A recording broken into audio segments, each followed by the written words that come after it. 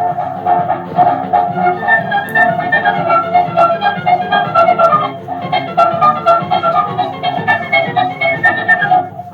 बच्चों तुम्हें दिखाए हम हिंदुस्तानी, जिस मिट्टी से लड़कर हो ये धरती है निशानी।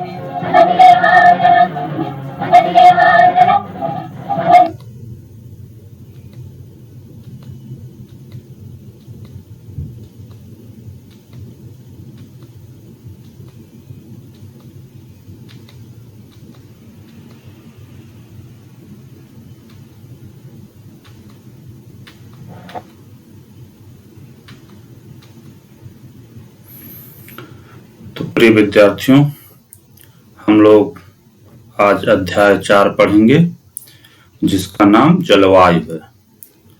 तो आइए सबसे पहले विचार करते हैं कि जलवायु क्या होता है। जलवायु की एक परिभाषा देने का प्रयास करते हैं।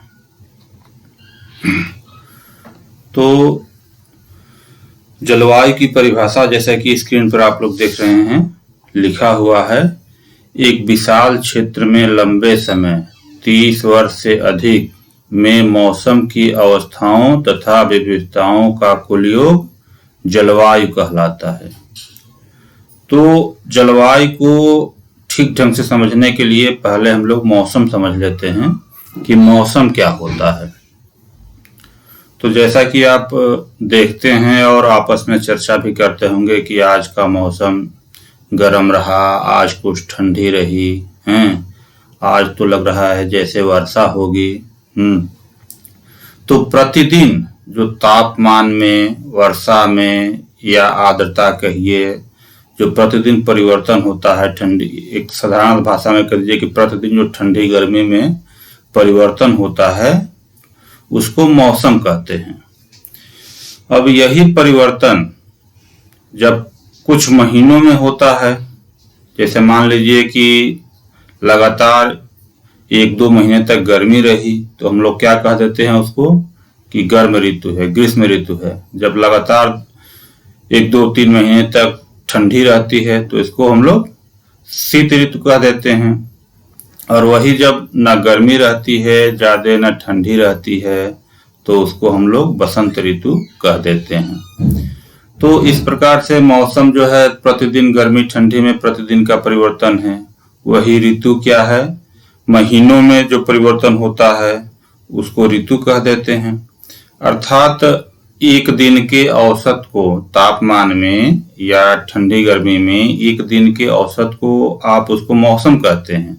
और यही औसत जब महीनों का होता है, जैसे किसी दिन गर्मी पड़ती है किसी दिन ठंडी पड़ती है, तो पूरे महीने का जब आप औसत निकालते हैं तो महीने में क्या हुआ कि इस महीने में मान लीजिए ज्यादा गर्मी पड़ी कि ज्यादा ठंडी पड़ी, हाँ, तो उससे जो उससे किसका निर्धारण होता है, ऋतुओं का होता है कि पूरे महीने की ऋतु यदि गर्म है, पूरे महीने का मौसम यदि गर्म रहा तो वो ग्रीष्म ऋतु कहला जाती है। पूरे महीने का मौसम यदि ठंडा रहा कुल मिलाकर के तो उसको शीत ऋतु कह देते हैं।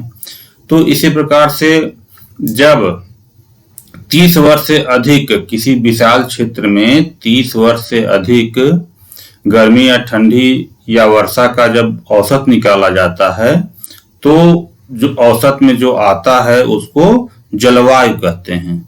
मान लीजिए औसत में आया कि 30 वर्ष से अधिक समय तक इस क्षेत्र में हमेशा जो है ठंडी ही रही तो इसको ठंडी जलवायु कह देते हैं। और मान लीजिए कि गर्मी ही रही तो उसको गर्म जलवायु कहा जाता है कि इस क्षेत्र का जो है कि जलवायु कैसी है, गर्म है, और इस क्षेत्र की जलवायु कैसी है, ठंडी है।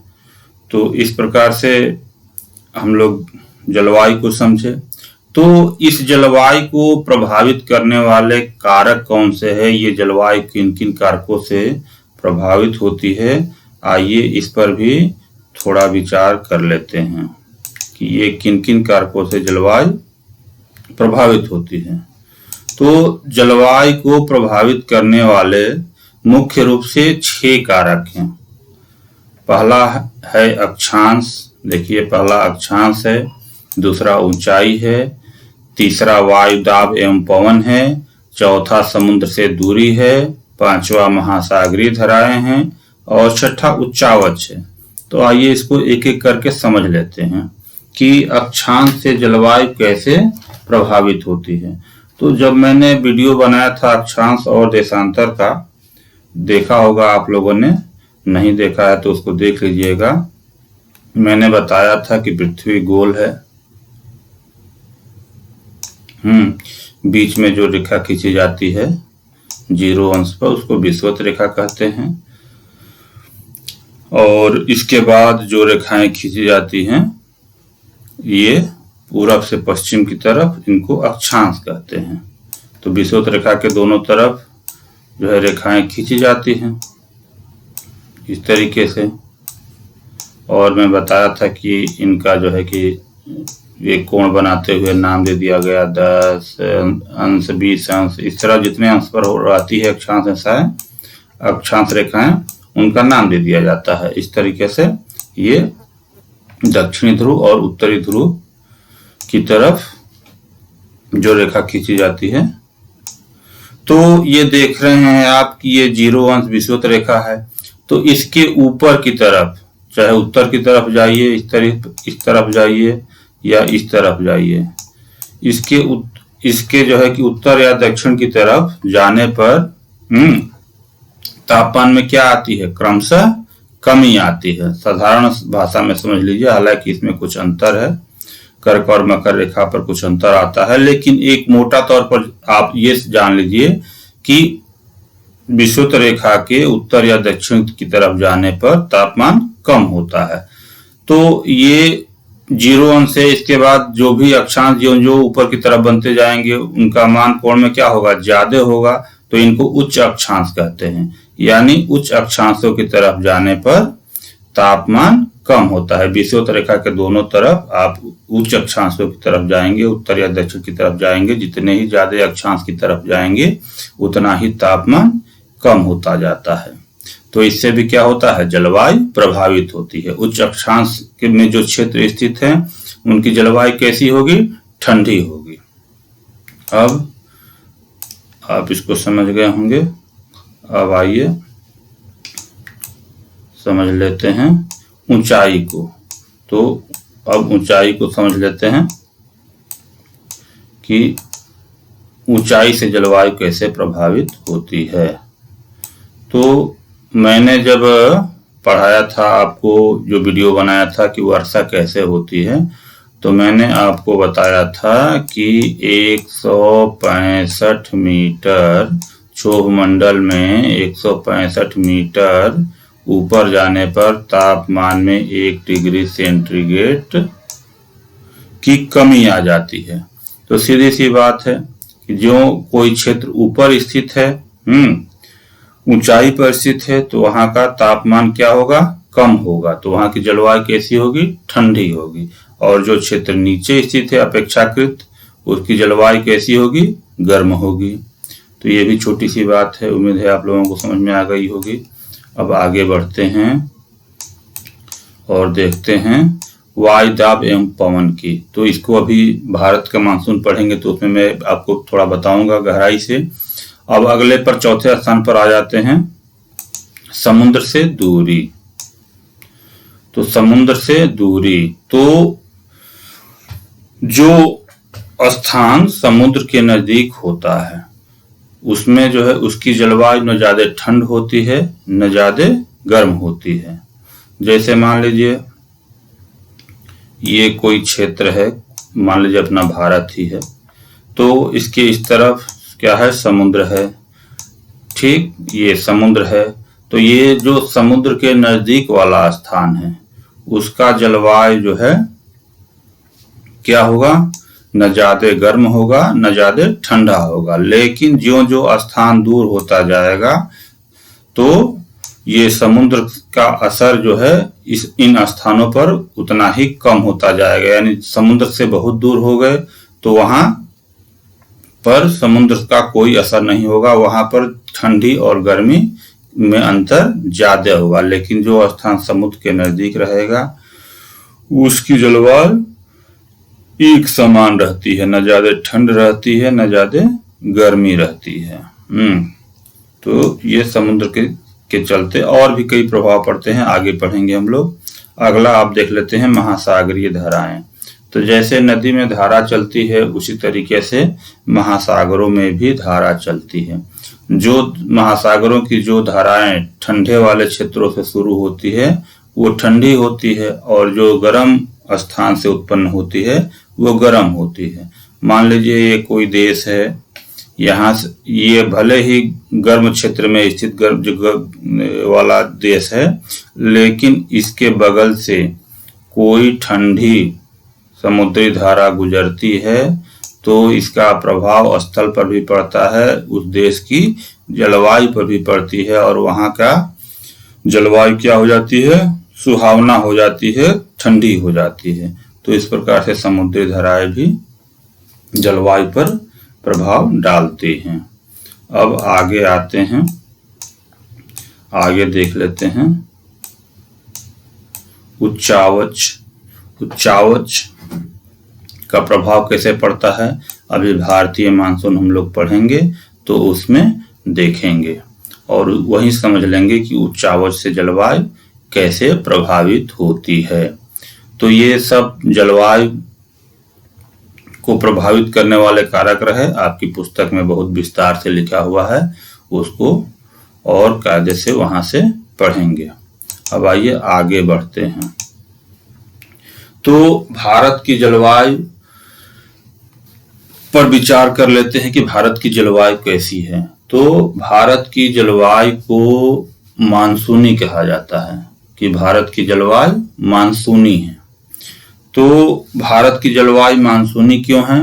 वो भारत की जलवायु मानसूनी भारतीय मानसून के कारण है। अब मानसून क्या होता है? तो ये मानसून अरबी भाषा का शब्द है जो मौसम से बना हुआ है। तो प्राचीन काल में भारत में व्यापार करने के लिए अरब के व्यापारी इधर से जहाज से, पानी के जहाज से आते थे, तो उनको मालूम रहता था कि भारत की तरफ हवाएं किस ऋतु में चलती हैं। आपको मालूम है कि जिस तरफ हवाएं चलती हैं उस तरफ नाव चलाने में क्या होती है, सुगमता होती है। तो अरब के व्यापारियों को मालूम रहता था कि किस ऋतु में भारत की तरफ हवाएं चलती हैं और किस ऋतु में भारत से हवाएं चलती हैं, यानी उल्टी की तरफ चलती हैं। तो उसी के हिसाब से वो अपने नाव लेकर आते थे कि आसानी से हम लोग भारत पहुंच जाएं। तो उन्होंने इन हवाओं को जो भारत की तरफ चलती हैं, उन हवाओं को नाम दिया था मानसून। तो आइए अब हम लोग कुछ भारत के मानसून के बारे में समझने का प्रयास करते हैं कि ये भारतीय मानसून क्या चीज है, इससे भारत में कैसे वर्षा होती है, या भारत की जलवायु को कैसे प्रभावित करता है। तो यहाँ पर ध्यान देने वाली बात है कि मैं इसको बहुत गहराई से नहीं बताऊंगा, आसान भाषा में बताने का प्रयास कर रहा हूं कि आप लोगों के समझ में आ जाएगा। तो भारतीय मानसून को पढ़ने से पहले 2-3 चीजों को समझ लेना आवश्यक है। 2-3 चीजों को समझ लेना आवश्यक है। पहला है वायु दाब एवं पवने। तो वायु दाब क्या होता है? पृथ्वी पर वायु का जो दाब होता है, जो भार होता है, उसी को वायु दाब कहते हैं। ये हमारी पृथ्वी है, इस पर वायु का जो दाब होता है उसको वायु दाब कहा जाता है। तो पृथ्वी पर हर जगह वायु दाब समान नहीं होता है, इसमें क्या होती है, भिन्नता होती है। तो आपको मालूम है कि कोई भी वस्तु गर्म होती है तो क्या होती है, फैलती है। इसी तरह जब सूर्य के प्रकाश से हवा भी गर्म होती है तो क्या होगी, फैलेगी। तो मान लीजिए किसी स्थान पर सूर्य का प्रकाश पड़ रहा है, तेज पड़ रहा है। मान लीजिए इस स्थान पर, पृथ्वी के इस स्थान पर सूर्य का प्रकाश तेज पड़ रहा है और इस पर प्रकाश क्या पड़ रहा है, कम पड़ रहा है। रोशनी कम पड़ रही है, तो यहाँ का स्थान क्या होगा, गर्म होगा। यहाँ की वायु क्या होगी, गर्म होगी। जब सूर्य का प्रकाश तेज पड़ेगा तो यहाँ का भूमि भी गर्म हो जाएगी, और यहाँ की वायु भी गर्म हो जाएगी। तो जब वायु गर्म हो जाएगी तो यहाँ से वायु क्या होगी, फैल जाएगी।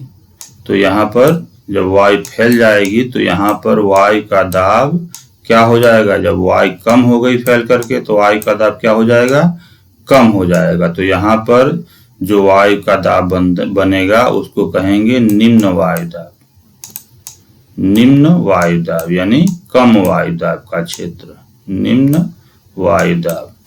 अब मान लीजिए यहाँ पर इसकी अपेक्षा यहाँ पर सूर्य का प्रकाश कम पड़ रहा है, यहाँ भूमि भी नहीं है, ठंडा कोई स्थान है और सूर्य का प्रकाश भी कम पड़ रहा है, तो यहाँ पर वायु दाब क्या होगा, यहाँ की अपेक्षा यहाँ पर की हवा उतनी तेज फैलेगी नहीं क्योंकि कम गर्म होगी इसकी अपेक्षा। तो यहाँ पर क्या होगा, इसकी अपेक्षा यहाँ पर वायु दाब ज्यादा रहेगा क्योंकि यहाँ पर हवा उतनी फैल नहीं पाई है, सूर्य का प्रकाश कम रहा है, हवा फैल नहीं पाई है, उतनी गर्म नहीं हो पाई है, इसकी अपेक्षा कम गर्म हुई है, तो इसकी अपेक्षा यहाँ पर क्या होगा, वायु दाब ज्यादा रहेगा क्योंकि यहाँ हवाएं ज्यादा हैं। तो यहाँ पर जो वायु दाब का क्षेत्र बनेगा उसको कह देंगे उच्च वायु दाब, उसको कह देंगे उच्च वायु दाब। तो हमेशा ध्यान रखिए, इस पाठ को समझने के लिए आपको इतना ध्यान रखना पड़ेगा कि हवाएं हमेशा उच्च वायु दाब से निम्न वायु दाब की तरफ चलती हैं। जैसे यहाँ हवाएं खाली हो गई, गर्म होकर के फैल गई, यहाँ का स्थान कुछ रिक्त हुआ और यहाँ बहुत सारी हवाएं हैं, तो क्या होंगी, इसका स्थान लेने के लिए यहाँ से इस तरफ चलेंगी, पौने यहाँ से इस तरफ चल देंगी। तो हमेशा इस चीज को ध्यान में रखिए कि हवाएं हमेशा उच्च वायु दाब से निम्न वायु दाब की तरफ चलती हैं। इस एक बात को हमेशा ध्यान में रखेंगे समझने के लिए। अब आइए आगे बढ़ते हैं। अब आगे कुछ और चर्चा कर लेते हैं, वो अक्षांश और देशांतर से ही संबंधित है। आप लोगों को अक्षांश और देशांतर में मैं बताया था, और इतना तो आप जानते ही हैं कि पृथ्वी गोली है। ठीक, अब मैं बताया था आप लोगों को अक्षांश और देशांतर पढ़ाते समय कि यहाँ उत्तरी गोलार्ध में ये विषुवत रेखा हो गई, ये विषुवत रेखा बीच में मान लीजिए हो गई, इसके उत्तर वाला उत्तरी गोलार्ध और दक्षिण वाला दक्षिणी गोलार्ध में बताया। तो उत्तरी गोलार्ध में 23.5 डिग्री पर एक रेखा खींची गई है जिसका नाम आप लोगों को शायद याद होगा, उसको ये 23.5 डिग्री वाला जो अक्षांश है उसको कर्क रेखा कहते हैं। इसी तरह दक्षिणी गोलार्ध में भी 23.5 पर जो रेखा खींची गई है उसको मकर रेखा कहते हैं। तो इतनी चीजें याद होंगी। तो सूर्य का सीधा प्रकाश कर्क रेखा और मकर रेखा के बीच ही पड़ता है। सूर्य जो है चमकते चमकते कहाँ तक आता है, जैसे कर्क रेखा से चमकना शुरू किया तो चमकते चमकते चमकते नीचे की तरफ आएगा, मकर रेखा तक जाएगा, फिर मकर रेखा से चमकते चमकते कर्क रेखा तक आता है। यानी इन्हीं दो रेखाओं के बीच सूर्य चमकता है। उनकी किरणें क्या पड़ती हैं, सीधी पड़ती हैं। इसका मतलब ये नहीं कि उत्तरी ध्रुव दक्षिणी ध्रुव की तरफ सूर्य चमकता ही नहीं, प्रकाश तो हर जगह जाता है, लेकिन सूर्य की सीधी किरणें इन्हीं दोनों के बीच पड़ती है, कर्क रेखा और मकर रेखा पर। तो कर्क रेखा पर सूर्य की सीधी किरणें, यानी इस तरह से कह सकते हैं कि कर्क रेखा पर सूर्य जो है 21 जून को सीधा चमकता है, और शायद मकर रेखा पर 22 दिसंबर ही कंफर्म नहीं याद आ रहा है, 22 दिसंबर को ही सीधा चमकता है।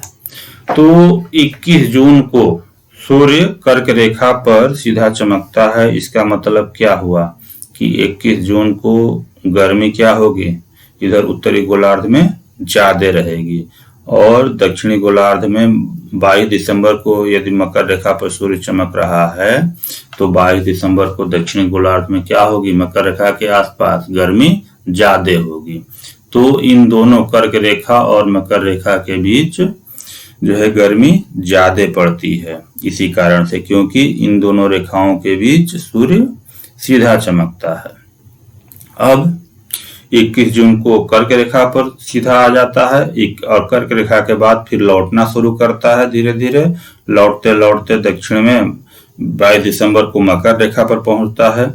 फिर मकर रेखा से सूर्य जो है ये उत्तर की तरफ उत्तरायण होना शुरू होता है। याद कीजिए जनवरी में 14-15 जनवरी को मकर संक्रांति मनाई जाती है। ये इसलिए मनाई जाती है कि सूर्य जो है उत्तरायण होते हैं, मकर रेखा की तरफ कर्क रेखा की तरफ उत्तर की तरफ चलना शुरू कर देते हैं, इसलिए मकर संक्रांति मनाई जाती है।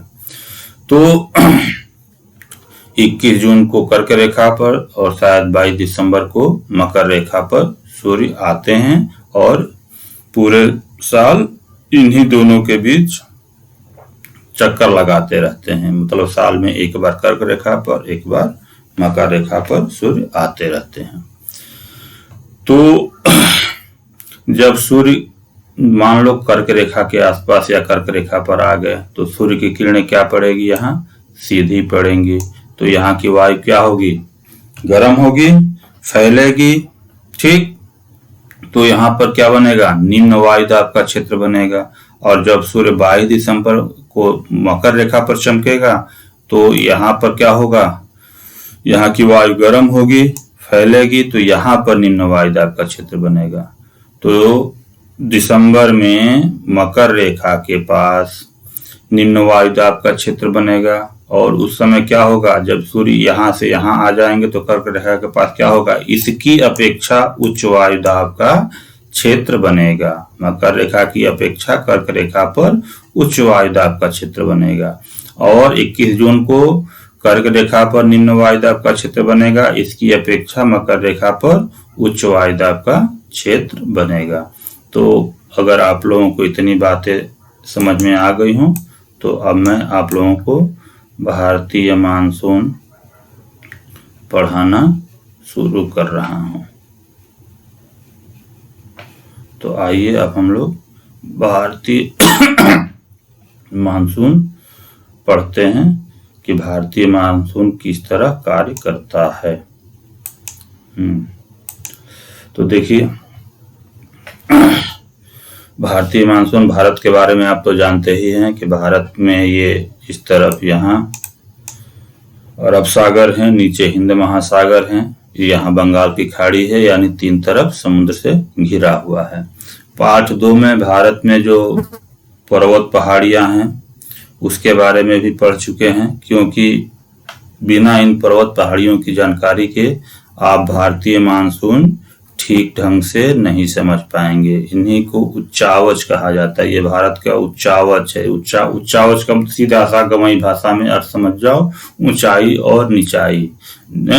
ऊंचाई और निचाई मतलब ऊंचे स्थान और नीचे स्थानों को कुल मिलाकर क्या कहा दिया जाता है, उच्चावच, जिसको गांव में कहते हैं उखड़ खाबड़। तो ये पूरे क्षेत्र में जो ऊंचा और नीचा स्थान है इन्हीं को उच्चावच कहा जाता है। और तो भारत में 3 ओर से समुद्र है। तो होता यूं है कि जब मैं अभी तो आपको बताया कर्क रेखा भारत की ठीक बीच से होकर के गुजरती है। ये कर्क रेखा दिखाई गई है, देखिए यहाँ ठीक जो है बीच में ये कर्क रेखा है जो भारत की ठीक लगभग ठीक बीच से होकर के गुजरती है। तो जब 21 जून को, अभी मैं आपको बताया कि 21 जून को भगवान सूर्य जो है कर्क रेखा पर सीधा चमकते हैं, यानी 21 जून से पहले ही ये इधर दक्षिण से आना शुरू कर देते हैं कर्क रेखा की तरफ, ठीक। तो ये जब आना शुरू कर देते हैं तो भारत में क्या होती है, गर्मी बढ़नी शुरू हो जाती है। तो जब भारत में गर्मी बढ़नी शुरू हो जाती है तो सूर्य का प्रकाश यहाँ सीधा पड़ने लगता है, तेज पड़ने लगता है।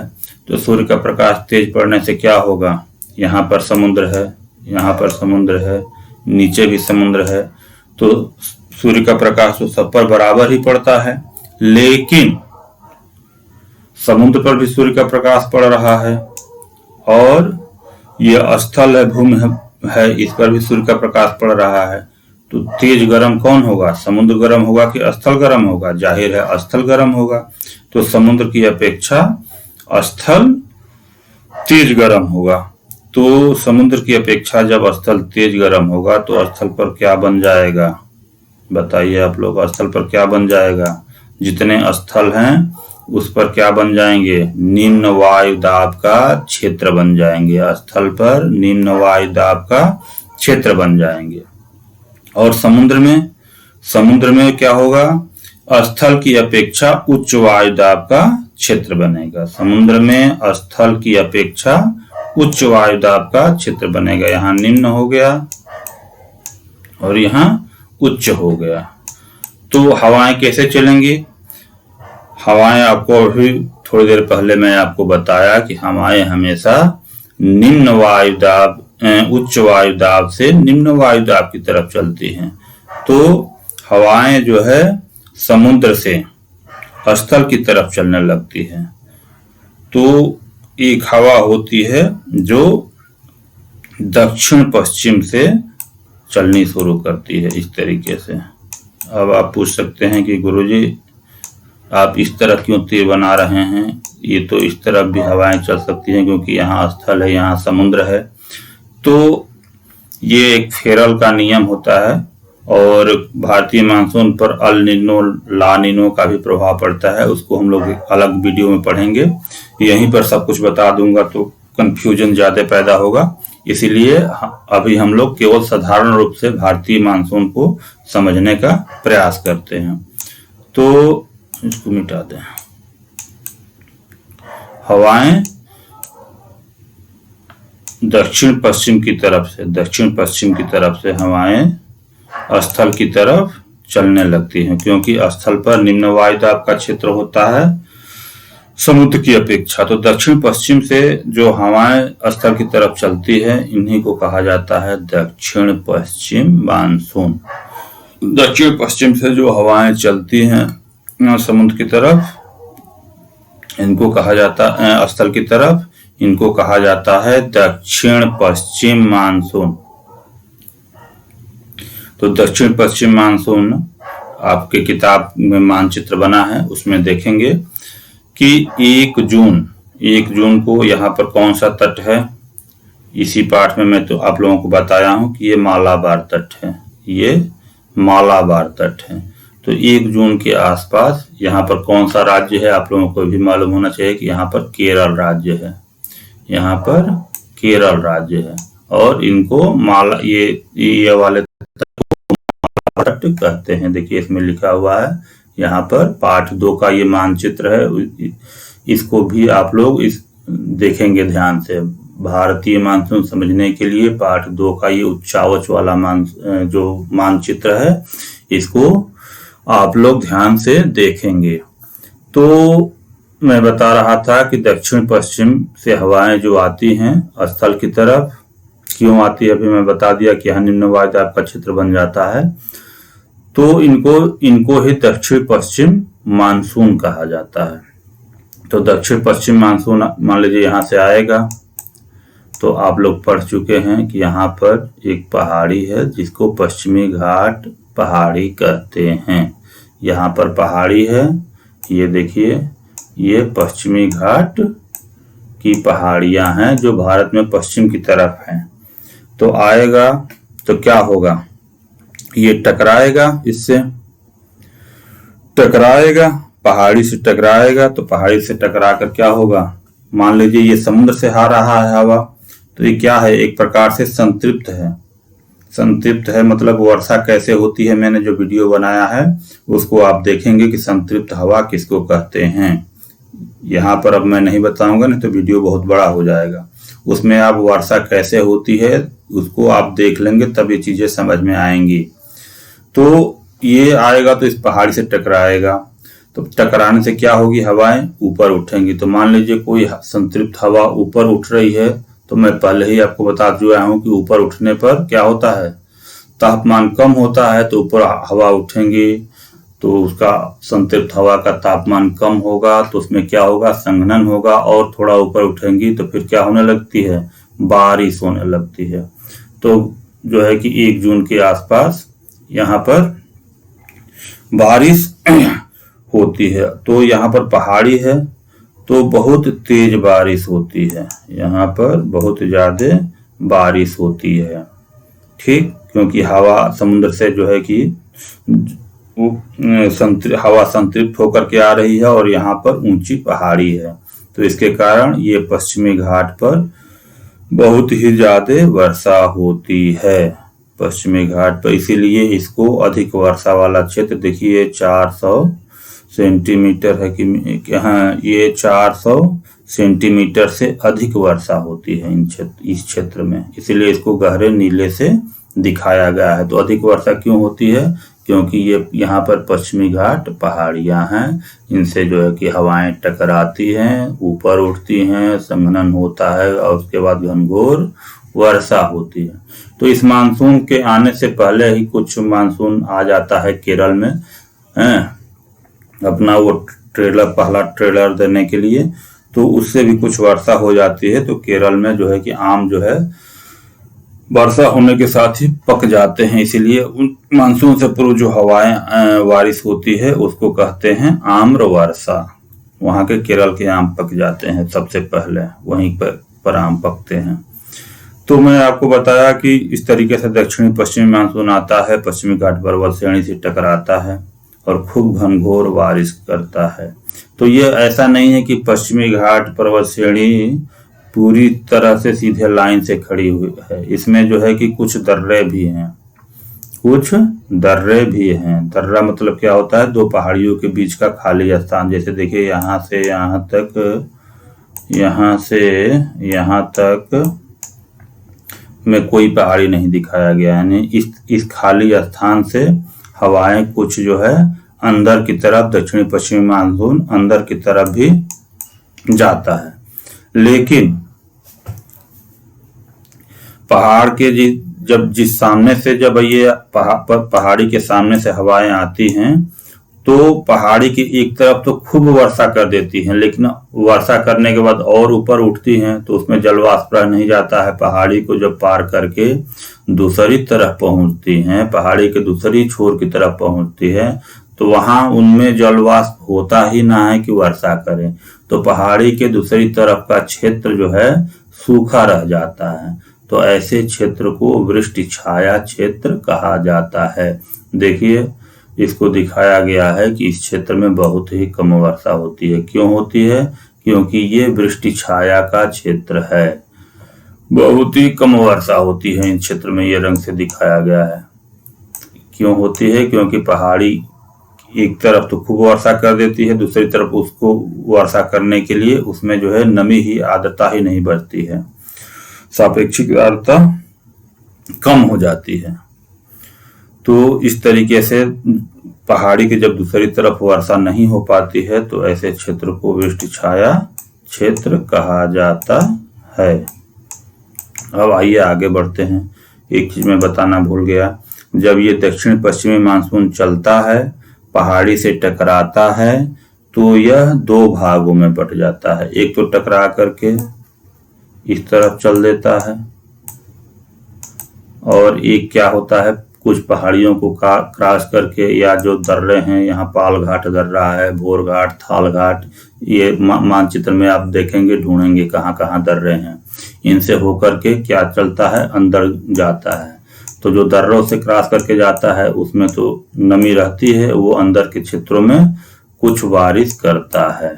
अब इस तरीके से यहाँ तक आते आते क्या होता है कि इनमें बिल्कुल नमी खत्म हो जाती है। तो जो दक्षिण पश्चिमी मानसून इस क्षेत्र को क्रॉस करके बंगाल की खाड़ी में आ जाता है तो उसको कहते हैं भारतीय मानसून की बंगाल की खाड़ी वाली शाखा, भारतीय मानसून की बंगाल की खाड़ी वाली शाखा, और जो अरब सागर की तरफ ये पश्चिमी तट के किनारे किनारे इस तरफ उत्तर की तरफ जाता है उसको कहते हैं अरब खाड़ी की शाखा। तो भारतीय मानसून जब दक्षिणी पश्चिमी मानसून यहाँ पर पश्चिमी घाट पर्वत श्रेणी से टकराने के बाद दो भागों में बट जाता है। एक जो है अरब सागर की तरफ चल देता है, एक बंगाल की खाड़ी की तरफ चल देता है। तो बंगाल की खाड़ी वाला जो मानसून है वो बारिश करते हुए यहाँ आता है, तो यहाँ बंगाल की खाड़ी में आने पर क्या हो जाती है, उसकी नमी कम हो जाती है। फिर ये मानसून क्या करता है कि बंगाल की खाड़ी से नमी ले लेता है, यानी यहाँ इनकी हवाएं संतृप्त हो जाती हैं, सापेक्षिक आर्द्रता पर्याप्त हो जाती है। तो यहाँ पर देखिए बांग्लादेश है, बांग्लादेश में बलुई मिट्टी है, कोई पर्वत पहाड़ी नहीं है। तो गर्मी के दिनों में यहाँ भी तापमान ज्यादा हो जाता है, यानी निम्न वायुदाब का क्षेत्र बन जाता है, निम्न वायुदाब का क्षेत्र बन जाता है। और यहाँ पर हवाएं फिर क्या हो गई, संतृप्त हो गई, बंगाल की खाड़ी से जलवाष्प ले ली, तो यहाँ पर तो उच्च वायुदाब का क्षेत्र रहता है और यहाँ निम्न वायुदाब का क्षेत्र बन जाता है। तो ये मानसून क्या होता है, इस तरफ खींच जाता है, क्योंकि हमेशा हवाएं जो है उच्च वायुदाब से निम्न वायुदाब की तरफ चलती हैं। तो ये आता है, तो यहाँ पर बंगाल की खाड़ी देख रहे हैं, बांग्लादेश देख रहे हैं। बांग्लादेश के आगे यहाँ पर एक राज्य है, इसमें आप लोग पढ़े होंगे पाठ 2 में। यहाँ पर कुछ पहाड़ियां हैं, नाम आप लोगों को शायद मालूम है कि नहीं मालूम है, गारो, खासी और जयंतिया की पहाड़ियां हैं। और ये देख रहे हैं इस तरफ क्या है, ऊंचे ऊंचे हिमालय पर्वत है, ऊंचा ऊंचा हिमालय पर्वत है, इस तरीके से हिमालय पर्वत है, इस तरफ से यहाँ मुड़ा हुआ कुछ हिमालय पर्वत है। तो हवाएं इसमें क्या करती हैं, घुस जाती हैं। अब घुस गई, बांग्लादेश को क्रॉस करके आ गई मेघालय में। ठीक, अब यहाँ कहाँ जा सकती हैं, आगे जा नहीं सकती हैं, हिमालय का ऊंचा पर्वत है, इस तरफ भी हिमालय है। तो यहीं पर क्या करती हैं, घूमड़ घूमड़ करके खूब बारिश करती हैं, खूब बारिश करती है, न इधर जा सकती हैं न इधर जा सकती हैं, कोई रास्ता ही नहीं है, तो इसी में नाचती रहती हैं और खूब बारिश करती है यहाँ पर। इसीलिए यहाँ पर जो राज्य है उसका नाम है मेघालय, धन आलय यानी मेघ का घर, उसका नाम हो गया मेघालय। खूब बारिश होती है यहाँ पर, खूब बारिश होती है, इसलिए इसको देखिए मानचित्र में अधिक वर्षा वाले स्थान के रूप में दर्शाया गया है गहरे नीले से। यहाँ पर खूब बारिश होती है। विश्व की सबसे ज्यादा वर्षा यहीं पर होती है। यहीं पर एक स्थान है जिसका नाम चेरापूंजी है, मेघालय में है, वहीं पर विश्व की सबसे ज्यादा वर्षा होती है। क्यों होती है आप लोग समझ गए कि जब दक्षिणी पश्चिमी मानसून जाता है तो उसको कहीं जाने का रास्ता मिलता नहीं है, यहीं पर खूब घुमड़ घुमड़ करके बारिश करता है। अब आप लोग देख रहे हैं कि न इधर जा सकता है, न इधर जा सकता है, न इधर जा सकता है, न इधर जा सकता है, लेकिन एक तरफ रास्ता रहता है, वो है इस तरफ।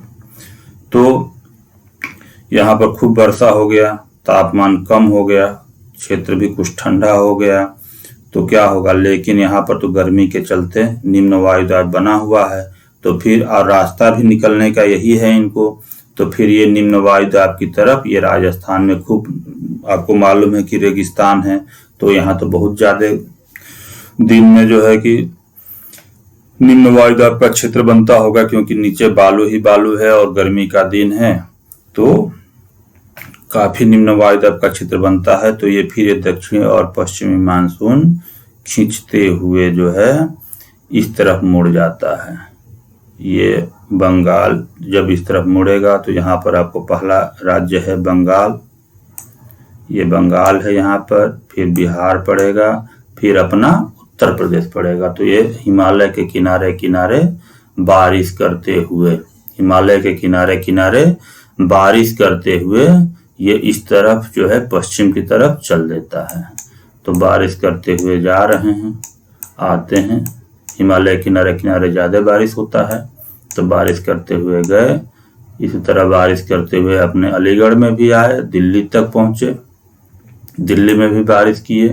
लेकिन एक चीज ध्यान रखिए कि जब ये बारिश करते हुए जा रहे हैं तो धीरे धीरे इनमें क्या होगी, जलवाष्प की मात्रा, आर्द्रता की मात्रा कम होती जाएगी। तो ज्यों ज्यों पूरब से पश्चिम की तरफ, पूरब से पश्चिम की तरफ मानसून बढ़ता है, त्यों त्यों उस वर्षा की मात्रा कम होती जाती है। तो आकर दिल्ली में भी बारिश करते हैं। इसके बाद इधर जो अभी अरब सागर की खाड़ी वाला मानसून है ये आता है, ये आपको मालूम है गुजरात राज्य है, ठीक, यहाँ पर खूब बारिश करता है। इधर बम्बई वगैरह है, बम्बई समुद्र के किनारे, यहाँ भी खूब वर्षा होती है, ठीक। तो इस तरीके से, और उसके बाद यहाँ पर आपको मालूम है कि ये देखिए इस मानचित्र में विंध्य पर्वत है, सतपुड़ा श्रेणी है, तो इन दोनों के बीच से होकर के भी ये जो है कि मानसून घुस जाता है, घुस कर आ जाता है, और इसके बाद कुछ प्रभाव इधर से भी आता है, ये मानसून इधर आ जाता है। तो ये इस तरफ जो है कि इन क्षेत्रों में भी काफी बारिश हो जाती है, इसीलिए इसको नीले से दिखाया गया है। अभी आगे और पढ़ेंगे। तो कहने का तात्पर्य है कि ये मानसून इधर बढ़ता जाता है, लेकिन राजस्थान तक पहुंचते पहुंचते इन हवाओं में आर्द्रता क्या रहती है, बिल्कुल कम हो जाती है। अब राजस्थान तक पहुंचने के बाद भी ये वर्षा नहीं कर पाती है, इसीलिए हमारा राजस्थान बेचारा सूखा रह जाता है। इसी तरह बंगाल, अरब सागर की खाड़ी का जो मानसून है ये भी इस तरफ से आता है, आएगा और बारिश करते हुए ये भी पहुंचता है राजस्थान। लेकिन जब ये भी पहुंचता है तो राजस्थान पहुंचते पहुंचते इसकी भी नमी खत्म हो जाती है, ये भी दोनों बारिश नहीं कर पाते हैं। फिर ये दोनों बहनें, ये अरब सागर वाली और बंगाल की खाड़ी वाली, यहाँ राजस्थान में मिलती हैं, गले मिलती है, खूब हवा झोंका आता है, लेकिन चूंकि नमी नहीं होती है इसलिए बारिश नहीं कर पाती हैं, केवल आंधी तूफान ला करके छोड़ देती हैं। तो इस तरीके से आप आसान भाषा में मैंने समझाने का प्रयास किया कि भारतीय मानसून से वर्षा कैसे होती है। इसका मतलब ये नहीं है कि भारत में केवल मानसून से ही वर्षा होती है। भारत में वर्षा के कई कारण हैं कि अगले वीडियो में हम लोग पढ़ेंगे। तो अभी आप लोगों को मैं बताया था थोड़ी देर पहले कि ये 21 जून के बाद सूर्य महाराज जो है दक्षिणायन होने लगते हैं, यानी दक्षिण की तरफ चलना शुरू कर देते हैं, और अक्टूबर नवंबर आते आते भारत से काफी दूर दक्षिण की तरफ निकल जाते हैं। तो भारत से काफी दूर दक्षिण की तरफ निकल जाएंगे तो क्या होगा, अब दक्षिण की तरफ निम्न वायुदाब का क्षेत्र बनने शुरू हो जाएगा और हमारे देश में क्या होने लगेगा, धीरे धीरे जाड़ा आना शुरू होगा, ठीक। तो अब धीरे धीरे भारत की तरफ जो है उच्च वायुदाब क्षेत्र बनना शुरू हो जाएगा और दक्षिण में जो है कि निम्न वायुदाब का क्षेत्र बनना शुरू हो जाता है। दक्षिण जब सूर्य भगवान लौट करके आते हैं तो दक्षिण में जो निम्न वायुदाब का क्षेत्र बनना शुरू हो जाता है। तो फिर ये क्या हो जाता है, ये मानसून फिर लौटना शुरू कर देता है, क्योंकि इनको तो वायुदाब के ही हिसाब से चलना है। यहाँ उच्च वायुदाब क्षेत्र बन गया और इधर आए सूर्य भगवान दक्षिण की तरफ, तो यहाँ जो यहाँ निम्न वायुदाब का बन गया और सूर्य भगवान दक्षिण की तरफ आए तो यहाँ उच्च वायुदाब का क्षेत्र बना दिए। तो फिर ये मानसून लौटने लगते हैं और ये जो अपने से बारिश किए हैं इन्हीं से जो है ये नमी भी सोख लेते हैं। कुआर की उमस पढ़े होंगे आप लोग, कुआर की उमस जानते होंगे। तो लौटते समय भी ये आते हैं, तो तमिलनाडु के कुछ ये कोरोमंडल तट है, इधर से लौट करके जब आते हैं तो लौटते समय भी इन क्षेत्रों में बारिश कर देते हैं। तो इनको महावट कहा जाता है। कोरोमंडल तट पर जब लौटते मानसून से बारिश होती है तो साधारण भाषा में कम शब्दों में आपको मैंने दक्षिण भारत मानसून के बारे में समझाने का मैंने प्रयास किया। तो मानसून को समझने के लिए और गहराई से मानसून को समझने के लिए आपको जो है कि कहाँ पर कौन सी पहाड़ियाँ स्थित है, पर्वत स्थित है, उसको आपको ध्यान रखना पड़ेगा। अब जैसे ये पूर्वी घाट में, इस मानचित्र में पूरी पहाड़ियों को नहीं दिखाया गया है, यहाँ बीच बीच में भी काफ़ी पहाड़ियाँ हैं, ये बीच बीच में भी हैं और यहाँ पर भी पहाड़ियाँ हैं। तो ये ज्यों ज्यों मानसून आता है पहाड़ियाँ रोक करके बारिश कराती रहती हैं। तो इन भारत में मानसून से जो वर्षा होती है उसमें पर्वत पहाड़ियों का काफ़ी रोल होता है, वही निर्धारित करती है कि कहाँ पर ज़्यादा वर्षा होगी और कहाँ पर कम वर्षा होगी। तो हम लोगों ने इस वीडियो में जलवायु और भारतीय मानसून की क्रिया विधि के बारे में पढ़ा। आप लोग अपने पुस्तक में और गहराई से पढ़ेंगे और समझेंगे। इसमें बताया गया है, आप लोगों की पुस्तक में भी बताया गया है कि भारतीय मानसून किस डेट को कहाँ कहाँ आने की संभावना होती है, जाने की संभावना होती है। तो भारत के मानसून पर बहुत कुछ निर्भर रहता है, पूरी खेती निर्धारित रहती है। आपको मालूम है कि भारत में मानसून के अनुसार ही धान की खेती हो गई या और भी बहुत सारी खेती हो गई निर्धारित होता है। और बारिश के अनुसार, जलवायु के अनुसार, वर्षा के अनुसार ही बहुत सी चीजें निर्धारित होती है। जैसे अधिक वर्षा वाले क्षेत्रों में जो मनुष्य का घर बनता है, जो लोग घर बनाते हैं उसकी छत कैसे बनाएंगे, इस तरीके से बनाएंगे, इस तरीके से छत बनाएंगे, बिल्कुल तिरछा, क्योंकि बारिश पड़े अब तुरंत इसका पानी नीचे चला जाए। जहां बारिश कम होती है, जैसे हम लोगों का क्षेत्र, तो उसका छत बिल्कुल सपाट बना देते हैं क्योंकि ज्यादा बारिश तो होनी नहीं है। और जहां बहुत ज्यादा बारिश होती है, कीड़े मकोड़े, जंगल वगैरह की भी संभावना रहती है, वहां पर लोग जो है जैसे असम वगैरह में या मेघालय वगैरह में बांस की बल्लियों के ऊपर घर बनाते हैं कि नीचे जो है खूब पानी लगे या कीड़े मकोड़े घूमे, बांस की बल्लियों के ऊपर घर बना लेते हैं। तो आपकी किताब में इस सब के बारे में काफी कुछ लिखा गया है, उसको पढ़ेंगे, समझेंगे। इसके अतिरिक्त जलवायु का प्रभाव मनुष्य के ऊपर क्या पड़ता है, ये आप व्यवहार में भी जानते हैं कि जहाँ ठंडा होता है लोग जो है कि स्वेटर वगैरह मोटे कपड़े पहनते हैं। खान पान भी उनका ठंड के अनुसार अलग होता है, वो ठंडे प्रदेशों के लोग अधिकांशतः मांसाहारी होते हैं। जहाँ गर्मी पड़ती है वहाँ का कपड़े भी बदल जाते हैं, भोजन भी बदल जाते हैं, मकान भी बदल जाते हैं, बहुत सा प्रभाव पड़ता है। तो इसको समझने का प्रयास करेंगे कि जलवायु का हमारे जीवन पर क्या प्रभाव पड़ता है। जलवायु का भारत पर इतना प्रभाव पड़ता है कि ये कहा जाता है कि भारत की अर्थव्यवस्था भारतीय मानसून पर आधारित है। भारतीय मानसून का क्या है, जुआ है। जिस वर्ष सूखा पड़ जाता है, भारतीय मानसून किसी कारण से नहीं आता है या काफी लेट से आता है, वहां पर बहुत से समस्याएं भारत में आ जाती है, विशेष रूप से किसानों के ऊपर काफी समस्याएं आ जाती हैं। तो इस प्रकार से और भी गहराई से समझने का प्रयास करेंगे। लौटते मानसून से यहाँ बंगाल की खाड़ी में चक्रवात भी पैदा होता है, जाड़ों में सुनते होंगे। तो इसके चलते यहाँ चक्रवात से भी वर्षा होती है। उड़ीसा वगैरह की, ये उड़ीसा राज्य है, यहाँ पर सबसे ज्यादा चक्रवात वगैरह आते हैं। तो केवल मानसून से ही भारत में वर्षा नहीं होती है और केवल दक्षिणी पश्चिमी हवाओं के चलते ही नहीं होती है, और भी कई स्थानीय कारण होते हैं। पश्चिमी विक्षोभ से भी भारत में वर्षा होती है, जिसको किसी एक अगले वीडियो में पढ़ेंगे। तो इस प्रकार से हम लोग इसको और समझने का प्रयास करेंगे। ठीक, अब देख लें आपकी किताब में और कुछ है।